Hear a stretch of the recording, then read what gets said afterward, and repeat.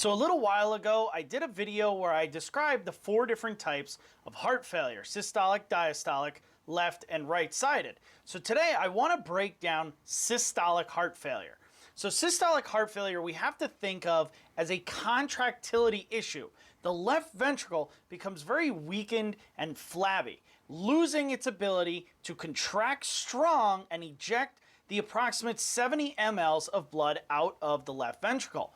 Now, how this happens is typically twofold. One, it could be a myocardial infarction or a heart attack, or second, it could be caused by dilated cardiomyopathy. Now, with a heart attack, think about this is infarcted tissue. This is dying, dead tissue.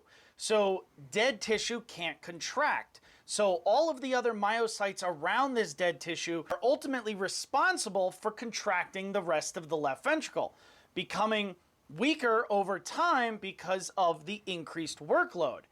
As they get weaker, of course, they lose the ability to contract strongly, and this is how the left ventricle becomes weakened and flabby after an MI. Now, with dilated cardiomyopathy, it's a little bit different. We have to overcome the pressure in the aorta to still eject that blood out into the body. This pressure is called afterload. We have to overcome the afterload and that pressure inside that aorta.